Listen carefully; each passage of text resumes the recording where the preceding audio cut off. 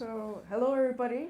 It is fantastic seeing you all here. There's such a big diversity of people here. Welcome to the event Menstruation is No Mockery, organized by female student organizations of universities and MeWell. So, my name is Anya. I am a student at VSETH, and I am going to be speaking with our speakers today about the topics, the questions you submitted. I'm going to acknowledge all of it. And towards the end of the event, we're going to organize a small Q&A so that you can ask your personal questions that you brought to the event and potentially have clarifications done. And after our event, we will have an apéro. Please serve yourselves. There's a Sharpie so you can mark your names on cups. Things are organized. So thank you very much for being here with us today. Our speakers.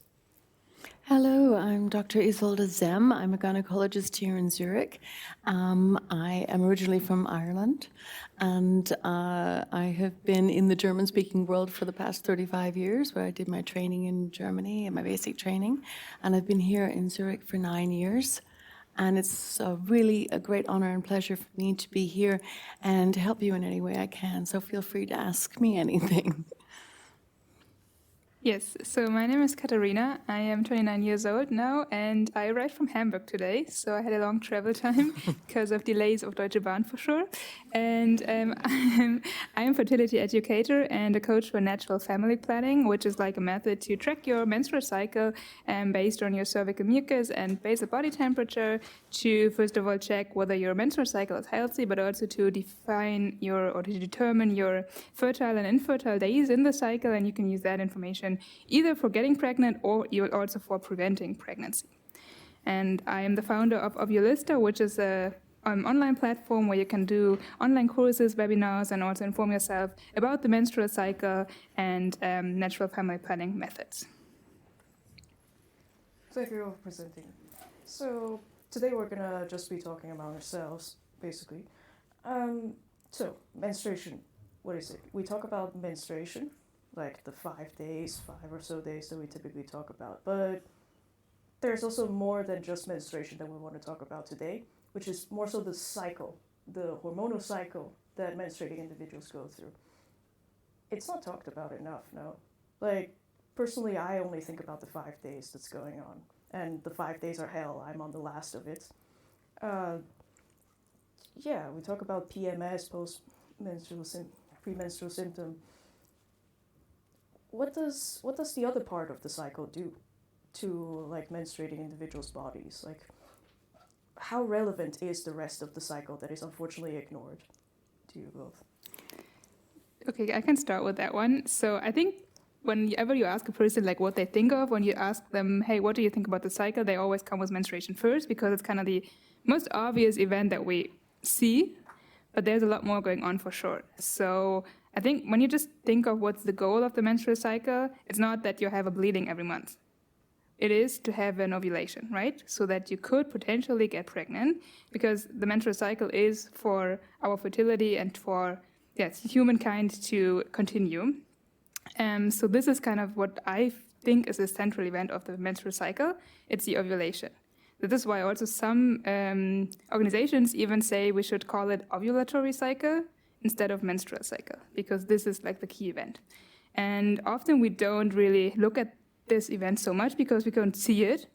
And in between those two events, so menstruation and ovulation, we have two different phases. The first one is the follicular phase. It's the phase where the follicles, this is like the eggs and the kind of start to grow, so that at the end at ovulation one could ovulatory can be released to enable the pregnancy basically. And the phase from ovulation to the next menstruation, it's called the luteal phase. And each of the two phases, so follicular phase and luteal phase, we have different sexual hormones that are predominantly produced. And the first one, it's the estrogen, and then the second one, it's progesterone. And that is why we feel differently in the different phases of the cycle. And how we feel different, I think we can come to that later on. Maybe you first want to add something. Well, I think very well said, and I think it really is a cycle, and women run on this cycle, this 28 usually in the perfect cycle, the 28-day cycle. We run on our cycle, our estrogen phase, our ovulation, our luteal phase. And we are, all of us, a little bit thrust into the man's world, where we're expected to run on the male cycle, which is testosterone, which is high in the morning, low at night. So guys like to go to work, get it done, come home, have the little wifey cook them dinner, and rest. And this is the cycle we women are expected just to fit into as we go into the man's world. And it's very much like that. We're all expected to be gung-ho there in the morning and, you know, but we have to go home and cook the guy dinner at night. But this is another thing. But in regard to the cycle, I absolutely agree with you. It's like we're different people during our cycle. Estrogen woman is a very different creature than progesterone woman. The reproductive biologists and they always say the goal of the reason why we're all put on the planet is to reproduce ourselves. And so therefore you've got this estrogen woman, didn't get pregnant last cycle, period's just finished. So what am I doing now? I got to make myself as attractive for that guy at ovulation time so that he will, you know, want to have sex with me, and then we can procreate. So I'm going to buy a lipstick. I'm going to cook him his favorite dinner. I'm in the cycle of tend and befriend and be nice. Then comes ovulation. All the hormones are up for me to want to have sex. It either worked or it didn't. And then a few days later, I'm in the progesterone woman. I might be pregnant. Stay away from me. I might be pregnant. I'm guarding now. I want to rest and chill, and I don't want anybody to bother me. And this, the men don't understand it. We're all over them one day, and 2 days later, we're like, you know. But that's us trying to get ready for pregnancy. That's what progestation, progesterone, that's what it does. It helps us get ready. So we are a little bit crazy during our cycles, but that's female, you know. Yeah, true. And I think there's a nice model that you can use to even say how you feel different in those different phases. Maybe one of you has heard it. It's called like the seasonal model. So you take the two events, like menstruation, ovulation, and the two phases, follicular and luteal phase, and kind of put them in the 4 seasons. So menstruation would be the winter time, where you feel more, you want to relax, you want to have it warm, you feel more comfortable when you're at home and when you not have to be that much outside, right? So like in winter time. Then follicular phase is more like spring, so energy rises again, you now feel better going out again and meeting people, you have more energy. And then during summer, it's ovulation, what you just said. So you're really on your high, kind of, you have a lot of energy, you feel good, you want to do things, and that's what you do in summer too, right? And then it's the luteal phase, where it's autumn and it's more stormy, so mood can change a lot from one second to the next, kind of. And it's also a time, again, where you would like to relax more and, go back home a little more because it's getting colder outside. So that's kind of a model where you can try to think of how your mood changes, like the seasons in nature. So, like, another big topic we want to address is PMS. Where does PMS fit in this cycle? When do they happen, and why do they even happen? Is it because of the major hormonal changes going on that a lot of PMS symptoms happen? I mean, what even are normal PMS symptoms that you two see at your work? I think that one of the most important things is that women complain about very, very strong swings in their mood.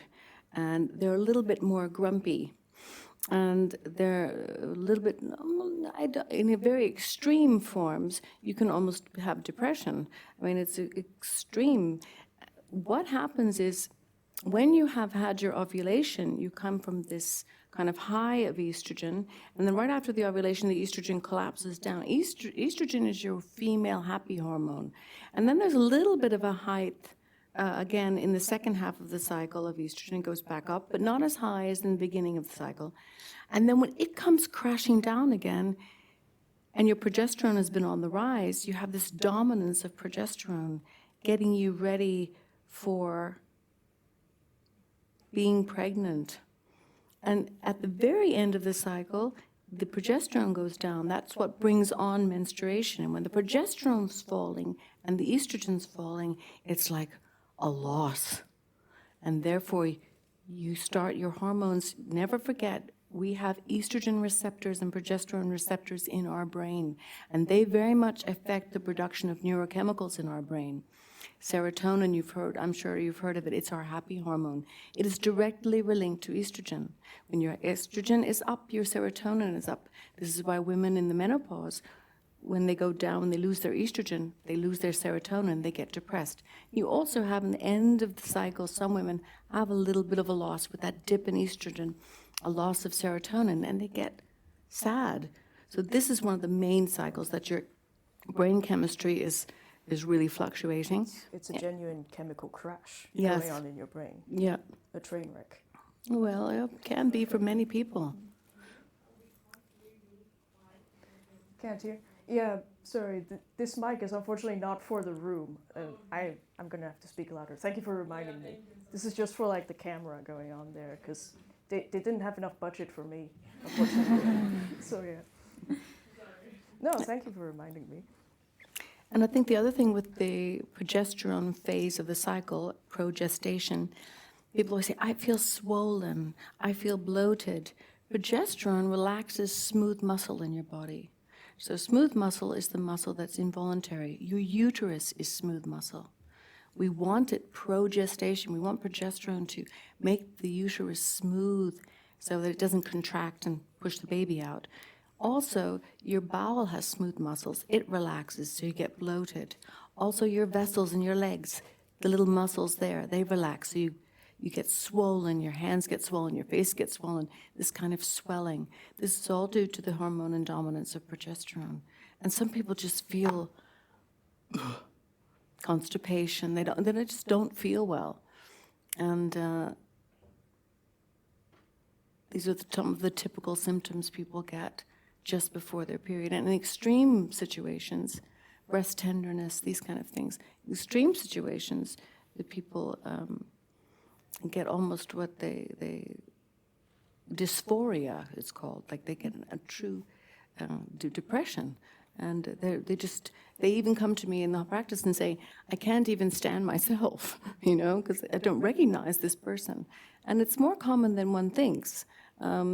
About 30% of women suffer from PMS, premenstrual syndrome, but this is when all of us may suffer from a little bit of it, but 30% have an actual problem with it, and as much as 2% have this dysphoria where they're just not able to function.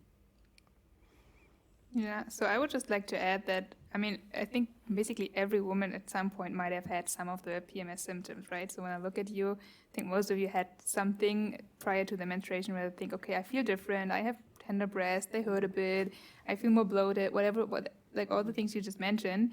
But I think most importantly, it's to note that you can influence that a bit by having a healthy lifestyle, so eating healthy, having healthy sleeping habits and whatnot, because that always influences your hormonal levels. And it's really important, especially in that phase prior to your menstruation, so in the luteal phase, in the autumn phase, basically, that you have healthy hormonal levels. Because if they are not in a balance, then you might experience even more symptoms, right? So this is just one thing that I would like to add, but generally spoken, for sure, it's the phase where you have, like the one that most people also, when you ask them what they think of when and they think of the menstrual cycle, they say menstruation or the phase prior to menstruation. So all the negative phases, like the ones where they don't feel good, where they have symptoms, where they have issues with the menstrual cycle. And the positive parts, they take for granted, kind of, right?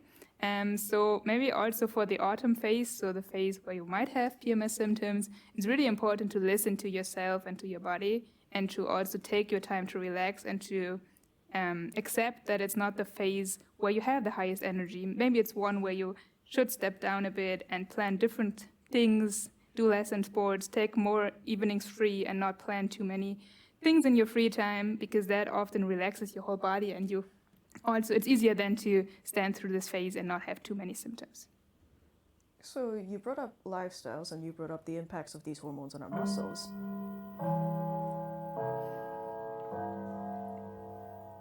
Thank you for your input. So healthy lifestyle, I have no idea what that is. My lifestyle is trash can garbage. But does does doing physical activity relax the muscles at all? How can we ease the pain going on? I'm mostly thinking about the pain, but other stuff too. Is there anything we can do to like make it slightly more livable during the 5-day storm going on? I think generally it's pretty individual, to be honest, because it always depends on your individual lifestyle. But generally spoken, I would suggest to try to sleep for 8 hours a night.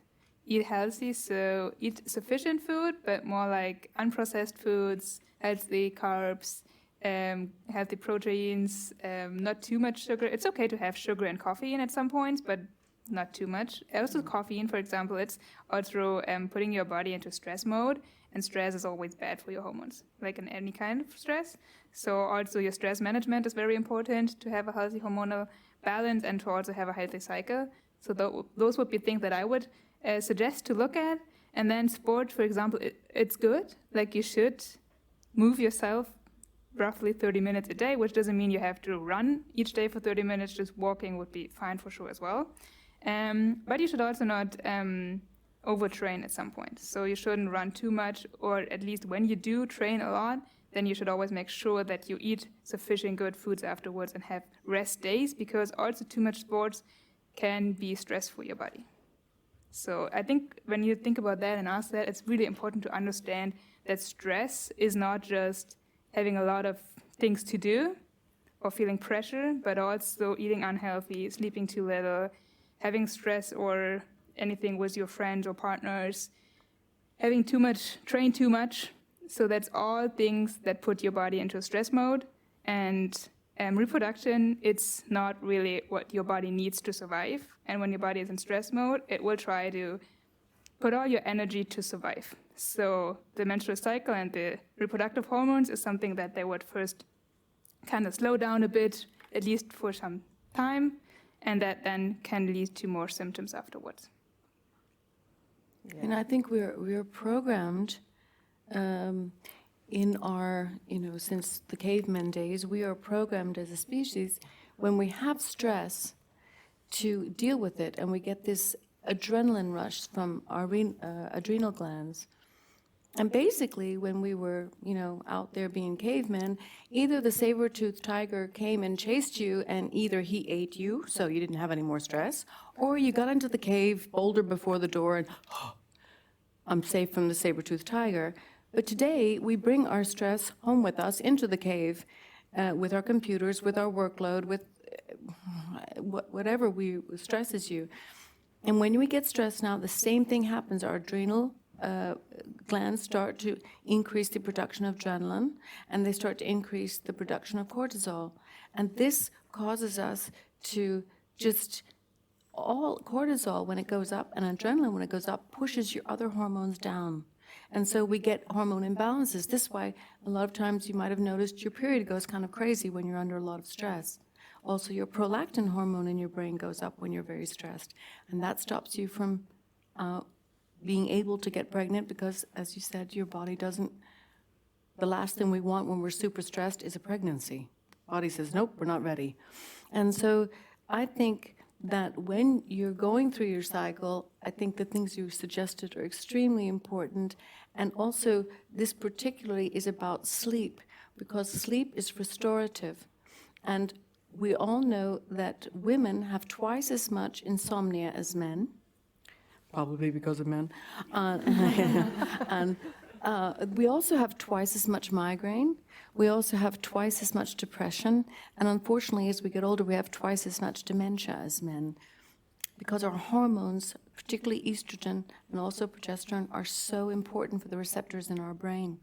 So I think it's stress management, to learn it in your lifetime, is so important. And we all also have all the mistake. We don't even know we're stressed. We're just going, go, and go, go, go, go. Especially women, we're the givers of the world, so we're go, go, go, go, And so know your signals, what stresses you, and know how your body's reacting to stress. I think that's a really important thing to try and learn in your lifetime. And I think it is different in different parts of your cycle.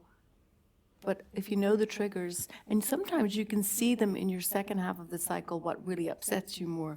Why am I so emotional? It's probably the same things that upset you in the beginning of your cycle, but with estrogen, you're just so on top of everything. Come, you know. So learn to know your stress signals, I guess. So would you say in general you should sort of track your moods to see changes in your behavior? Maybe even journal. It's a very girly activity to journal, but yeah, maybe track things to understand ourselves better. I feel like that could probably help us a lot, even in being productive every day, I think. Because, yeah, as you said, the 24-hour cycle is not going to work out really well because with a multiple like monthly cycle, you cannot possibly adapt yourself to a 24-hour schedule. That's just not going to work out. So, in a way, would the different parts of the cycle encourage you to work differently? Would you say you need to make adjustments to how you work, what kind of workload do you take on, or even potentially adapt to changes in attention span? Does that change at all? Attention span, cognitive function, do these things change much also? So I would generally, for sure, recommend to journal your cycle and to track your cycle for certain things. And if you don't want to track it too much into detail, just track your moods, as you just said, and try to figure out, okay, in which phase of the cycle am I at the moment and what feels good for me? Because also what I just said before with the seasons, with the different seasons, it's like a guidance, but it doesn't fit 100% to each and every person, because some people might feel the lowest already prior to their menstruation. Some have their energy low during menstruation or shortly after. So it kind of varies a bit, but it's a good guidance to look at. And I, for myself, for example, I do plan or try to plan events according to my menstrual cycle somehow. So I, for example, try to not plan any important meetings or presentations in the days prior to my menstruation, because I know those are the days where I feel the least energy, where I'm kind of tired, or I don't like really feel so well. So I try to avoid that. It's not always working out, but I try to, because I know when I do presentations in that time, it costs me much more energy than in other phases. So I try to do that more closer to ovulation or in the follicular phase. But what I can do during menstruation on those lower days with lower energy, I can pretty good plan things. I can reflect on what I did in the past. So those are things that I really like doing during this phase. And that makes sense because during the menstruation phase, we are the least impacted by our hormones, because the sexual hormones are the lowest at that point. So that's pretty good for planning, for reflecting, and for really taking decisions also. So I think, yes, it makes sense to track your moods, to see how the menstrual cycle affects you individually, because just what I experience doesn't need to be the same for you. But it's important to be aware that mood and energy changes, and it's okay that it changes. It's nothing bad. And we should also value the energy high and not take that one for granted and just hate the energy low. I think that's also important. And then figure out what you like to do during those different phases. What kind of work feels easier in which phase? And there might be differences.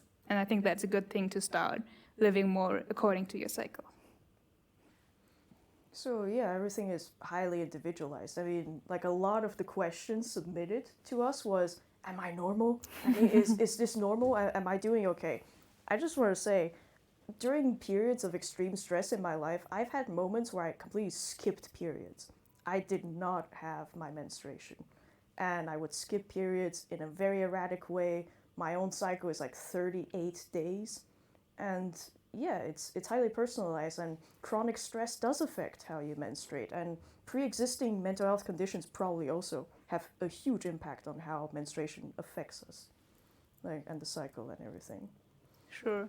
And I think it's important to understand that there's not actually that standard menstrual cycle. So a length between 23 and 36 days is normal. So what you just mentioned, 38 days, I would still consider it okay. If you don't have too much symptoms, I would still say, okay, it might be okay, right? So it's individual, and it's fine to have a length that's between 23 and 36 days. And it's also okay that it varies. So we're not a clock or like a computer or anything. So of course it varies. And it's okay to have different cycle lengths between 7 to 10 days in a year. So if you have in 1 year cycle from 24 to 34 days, that's perfectly fine. So that doesn't mean that something's wrong or out with you.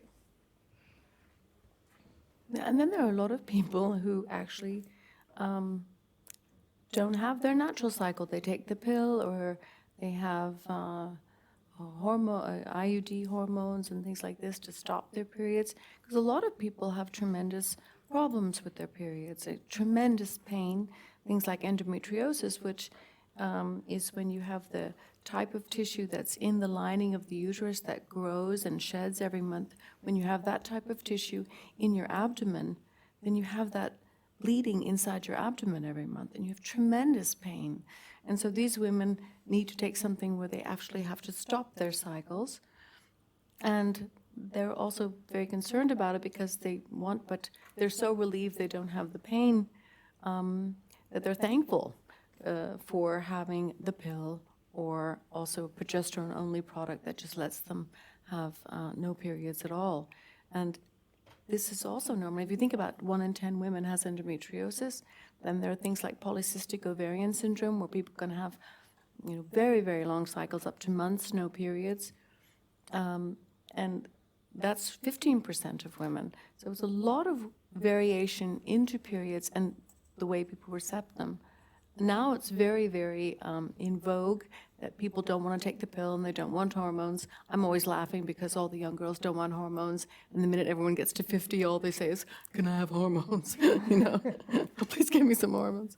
But I think that if you are one of the people that has one of these conditions, there are ways that you can be helped, and you will also have your period. If you take a pill for 3 weeks, you still have many of the same symptoms and painful periods, albeit less than girls often having their normal cycles. But this can be a way to help you that's not bad for you. It's maybe not ideal for what you want, but there are answers out there for people that have these conditions. Are there any trade-offs to the pill? Like, are there any side effects, anything negative about it? Sure. Yeah. You have a lot to say, you see. Well, I took the pill myself for 9 years, and when I took it, I was always fine with it, so I never felt any side effects. But when I stopped taking birth control, I had no period for a year. And I knew back then that something was odd, because it's not normal. It's normal that you might not have a period for 3 to 6 months, so that's what they say. It's kind of normal because the artificial hormones kind of need to leave your body, and you first need to get your normal cycle and your own hormone production back. But afterwards, for me, I think it was also because I was too stressed, because I was that kind of person back then, eating too less and doing too much sports. So that was something that I need to admit to myself. But then when I first got my natural cycle back, I was totally impressed by the positive emotions that I suddenly felt, which I didn't feel with taking birth control. So I think that, there are negative side effects, because you need to know that the pill, it's like it's medicine, basically. So you take medicine every day, which is okay. It's a medicine, and when you have period pain or endometriosis and you just want to have medicine for a condition, for sure, take it. Also, if you think it's the right thing for you to take for birth control, I wouldn't, it's something that you need to decide for yourself, right? But I think it's important to educate that it's a medicine and that there are different alternatives if you don't want that hormonal influence on yourself. Because we already said hormones always impact not only your ovaries and your reproductive cycle, but they always act in your brain and everywhere in your body as well. So that's the same with artificial hormones, for sure. But as I said, it's always a very individual decision, and I think every person should take it themselves, but it should be self-determined and educated, in my opinion. And sometimes you just have to try it and see how you feel. Sure. And if you don't, like what you were saying, you don't really know how you feel until you try it. And then if you don't, or some people who've been taking it for years and years, all of a sudden they stop it and they go, wow, I feel more like me, So it's very individual, but some people are very much helped by it, and some people are just not helped by it. They just are too flat, Particularly the number one side effect that affects a lot of people when they take the pill is they lose their libido. They have no interest in sex because the main event for sex, ovulation, isn't happening. Because when you take the pill, you stop ovulation. You know, by the way, no ovulation, no egg, no baby. And if you stop your ovulation, then it's like, well, okay.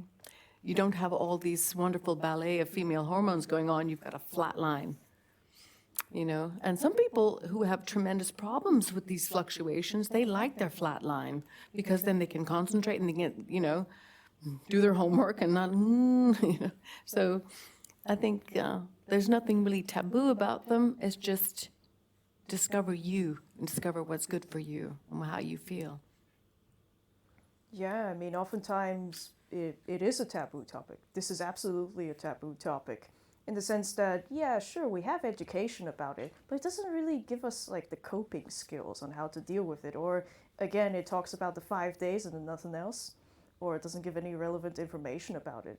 I mean, to prepare for this event, I had to look up a lot of different period menstruation products, for example, and I was surprised that there was like more than like the pad, the tampon, and the cup. For me, even the cup is like a mystical new creature for me. Like I didn't know that cups existed. What are other like, for example, unconventional period products that you two know of that will surprise me? Anything will surprise me because there's literally no education out there for this. I don't really know much about it. I'm classic. Let me know. Yeah, so I mean, they're the period panties, so it's like usual panty that you would wear, and there's something already built in that soaks up the blood, kind of, and there are different layers also that it doesn't smell, so it's antibacterial, and you can use them, like they usually take 3 to 5 tampons or so it depends on how strong they are, so you can usually use them for a day, and then just rinse them under cold water, put them in your washing machine with all the other stuff, and take it, and you can use it again, right? So it's also more sustainable. And I know that many people, especially people with period pain, they feel better using them because they don't have anything inside them, which creates more tension during the cramping of your uterus. So for them, it's even easier and more relaxing for their lower body during the menstruation. And I think there are also reusable pads. They are often made from cotton as well, which you could use. Yeah, but that, I think. And I think there's also some, I think it's a swamp or something. The swamp. Yeah. Yeah, it's like a sponge. It's Like like a a sponge. sponge. I looked it up Yeah, today. right. It's That's like why a I'm so sponge. surprised. I haven't tried that one, to be honest, but it's also existing, and I think you can also reuse that one. And there are also the soft tampons. I don't know if one of you knows them.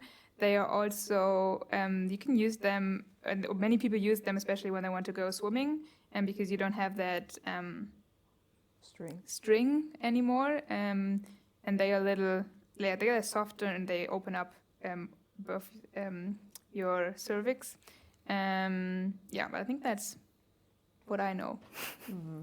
But also here I can just recommend you to try different things, because I also, when I grew up, I also only knew tampons and pads, and I also always used tampons. But then at some point I discovered that there are different kinds of menstrual products, so I tried the menstrual cup and I also tried period panties. And now I only use those 2 products, and I use them depending on what mood I have or what I have to do during that day. So when I'm at home a whole day in home office, I might use period panties, and if I have to go out, I might use a menstrual cup, like however I feel best. And my experience, it's like with tampons, it's more dry in your vagina at some point because the tampon tries to get all the wet stuff into it. And when you use menstrual cups or also period panties, you won't have that dry feeling that much, for example. So that is one thing that I like about those products. But I think also here it's pretty individual, and I can just encourage you to try different things, figure out what you feel best with, and then use whatever is best for you. Yeah, absolutely try new things out. I'm a boring person. I've only ever used pads my entire life, the same brand too. Because like once you get used customer. to, they should give me a discount. Yeah. It's so expensive nowadays. I mean, why is it even that expensive? Well, it's a product that everyone needs, and you know the way the world works, make money on it. You know. Yeah. There is a big move nowadays to try and get these things kind of reimbursed in universities or in people that should somehow. Or even just manage to get it at universities. I have seen it here. That's an exaggeration. I have seen places where you can get it, but I've never actually seen a pad in there. As in, it's always empty, conveniently so. I mean, if there are any establishments like companies or like educational institutions who don't offer like free tampons or pads, what can we do to make sure they know, hey, it's kind of important? What are options that these institutions have to potentially be able to give their employees or their students free pads and tampons? I don't know. I think it's because it's business, and business is business. I think, if you did come into universities and schools and supply things for free, then you would get a loyal customer. And then when she's still, 45, she's still going to be using that line of product. Because that's what people are. It's even in medicine when we learn new surgical techniques, everyone wants to show you on their surgical machines or their instruments because they know the one you learn on, that's the one you're going to stick with. You feel comfortable with it.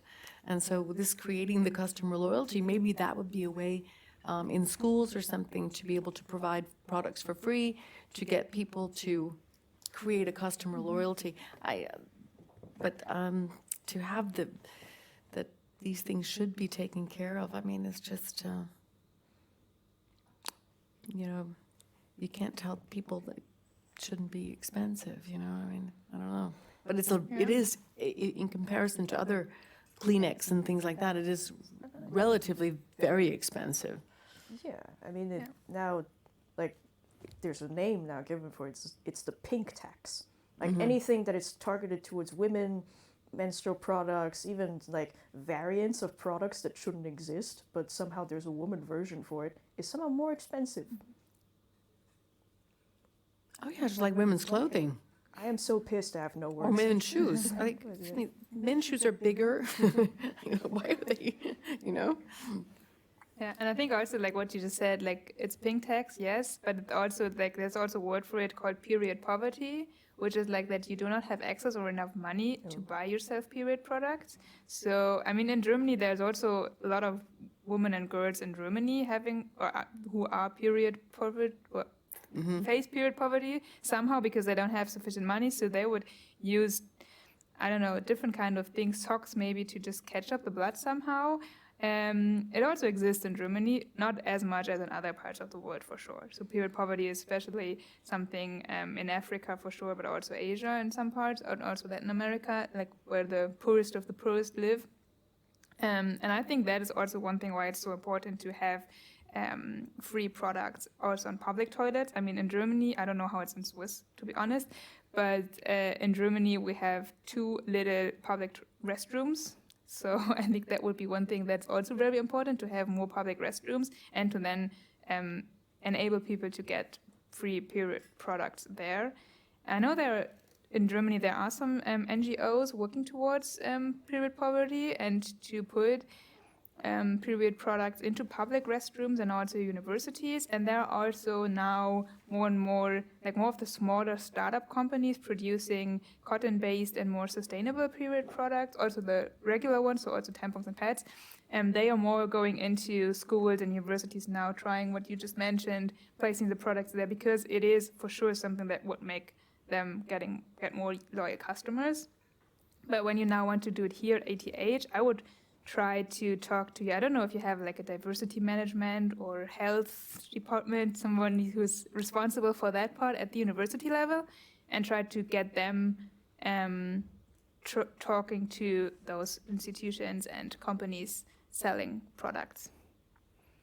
And then have a budget for it. Because yes, it's not cheap, but for a university, it should be fine to fund that, because it is something that should be done, and that is also helping people living a healthier life. So yeah, in general, there's too little planning for ourselves when we menstruate, but there's also too little planning going on around us for how we menstruate. I mean, like a big topic that was brought up, it was like a statement given at the end that kind of shook me.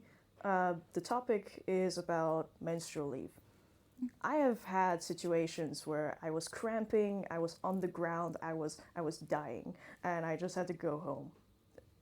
Like, And there's a lot of people who think, yeah, but why should we give them menstrual leave? Or can they really not take it? Or yeah, I should be able to like stand in the lab for another few hours, But how do we deal with this situation? How can the workplace adapt better to the cycle of women?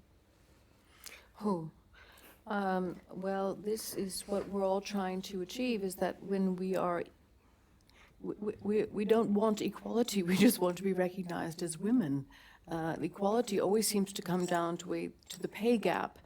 Of course, there should not be a pay gap, but that's not the only thing about it. And I think one of the things that COVID did, and I think it will always was a positive thing for women, because people cannot say no to home office anymore. And if you think about the stress of a woman, a guy gets up and goes off to work, and think about that same woman, she's got to get 2 kids dressed and ready to go to Kita. They don't want to get up, they're tired. She's getting them ready, she's getting herself ready to go to the office and look presentable, she's getting the lunches ready, she's getting everything done. And the guys try and help, but the kids are very mommy focused when they're small, and for her to get out the door and be somewhere on time without her boss going 1 minute late, who needs this? The fact that we had now nobody can say no to really home office. It's been a tremendous advance for women, I think, because now nobody can say it doesn't work. Of course it works. And this will help us a lot. So this is one of the things that allows women, maybe on the day you're having your period, that you don't have to be in the office on that day. And one thing about women, they're very conscientious in their jobs. We're excellent workers, and if we did have maybe 2 or 3 days a cycle, we're not asking to be given days off. We're asking to be able to put our time in on those days when we can do our best work. And so that maybe we are a little bit more productive in the estrogen days, and maybe we stay a little later on those days, or we do more hours. I think that's the way to look at it, because it's not fair to the men to say, well, we have periods, so we need 3 extra days a month off. I mean, I think we have to see how that, but as long as we make the work up and we're doing our jobs, that's important. The Bank of Ireland has recently, as one of the first companies in the world, has introduced for menopausal women 5 days a year, just days off, because you're having a rough day in the menopause.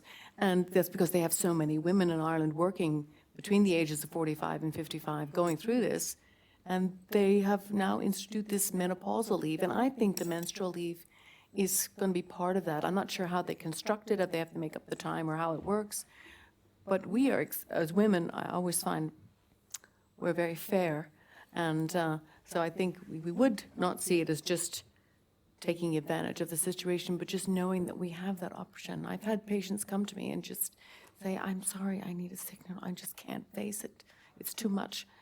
I'm in so much pain, and I've taken pain. And, the guys kind of think, hey, take a pain reliever, you'll be fine. Well, considering you've never had a period, you don't know. And the pain relievers sometimes just take the edge off. They don't make it go away.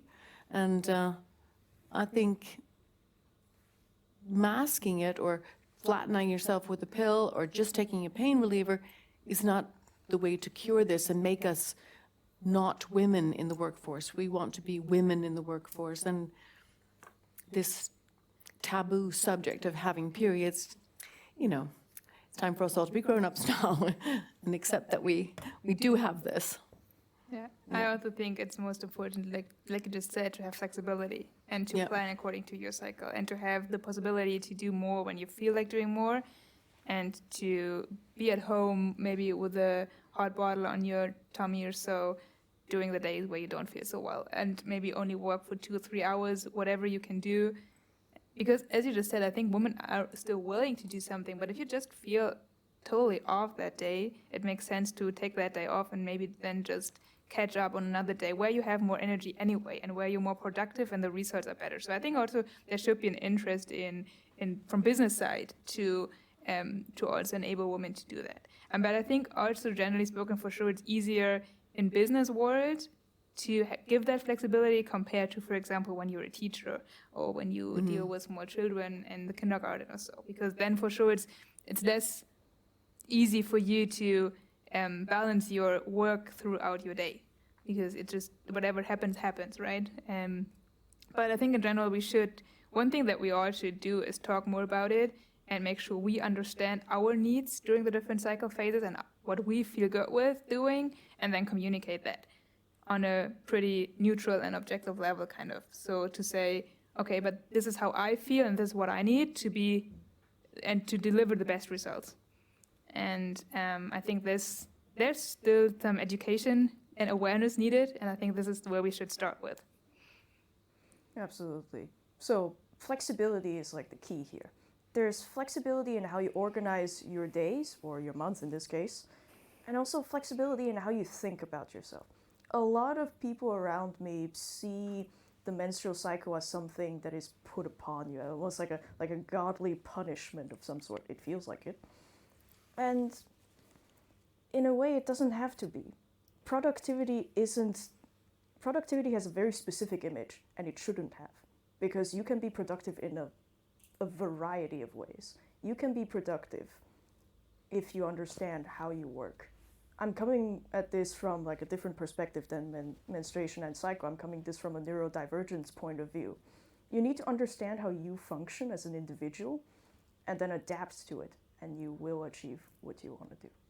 There's nothing holding you back about this. You need to understand yourself more. We need to talk more about it, and just accept that everyone is different and we should be flexible for each one of us. It is a censored topic. Why is it censored? Why do we actually need to talk about this today? Well, I think that's got to do with the patriarchy. Yeah. I hate to say it, but I think that for thousands and thousands and thousands of years, the period has been considered a dirty time. I still have patients saying to me, "Oh, I'm clean since last week." You know, I say, "When was your last period?" "Oh, I'm clean since last week." I said, "I didn't ask you that. When did your period start?" And it's almost like the only interest is when it's over. Because this has been the man in a lot of the traditional religions. 2,000 years ago, he's allowed to go back on. You know, he's not allowed to touch the woman when she's bleeding because she's dirty, you know. And so I think this is a little bit of the old ideas about the menstrual cycle, because it was keeping women under control. Where do we have the unlucky number 13? If you divide 365 by the average cycle length of 28, you get 13 cycles. You get 13 periods. Bad luck. And I think also, you know, they used to say, it used to be believed, I think it's so funny because we both have red hair, that if you slept with a woman during her period, you were going to be cursed with a red-haired child. I'm sorry for any gingers in the audience. So this was firmly believed in the 16th century people. And if the mother saw her child with the red hair, she goes, "Oh, but I didn't, you know, how was she going to explain this? She was probably going to be burned as a witch next, you know." So it was also just part of keeping women under control. And women that had terrible period pains or collapsed in church because she had so much baby endometriosis in the 1500s. She was a witch because she collapsed in church, and they burned her. And if she had red hair, of course. So, you know, this kind of, all these religious connotations, and of course, looking at the elders and the men that were kind of doing this, they were thinking, well, they were smart enough to know she can't get pregnant in that time, so we won't have sex with her. But at the same time, it became a time when a woman had to be kind of a little bit almost locked away. If she was a worker in the field, I mean, she had her period, she went working, and she had no pads, she just bled on her skirts. That's why always everything was dark. And they used to wear these little bracelets made of flowers called nosegays, or with herbs so that they wouldn't smell. You know, this was the way it was for women in 1600s, 1700s. And then as times went on, women retired to their beds during their periods because they couldn't go out. You know, they had these old rags they used to put, you know, in front, and they called this where the expression "on the rag" came along, you know. And so this was a time when a woman was considered not able to function. She needed to be out of society. She was dirty. And this persists in many societies still today. And I had one patient, she goes, my boss then said, "What's wrong with you?" And she said, I couldn't say I'm having my period. I was just too embarrassed. This is today, so it's still something that people feel more like to be ashamed of than this is just the way it is. And So. and I think one other reason is also that the menstrual cycle kind of is sexualized somehow, and I don't really get why, because the most important thing to having a menstrual cycle is that it's healthy and it's a sign of your health.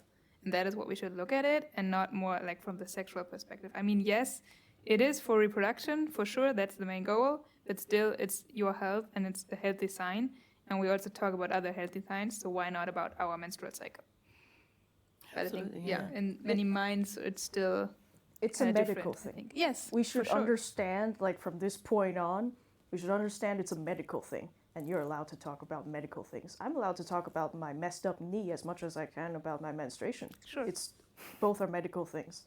And yeah, I think obviously it's going to take a lot to change the world's perception on menstruation. I mean, you've talked about like 1600s Europe, like a more Western view on things.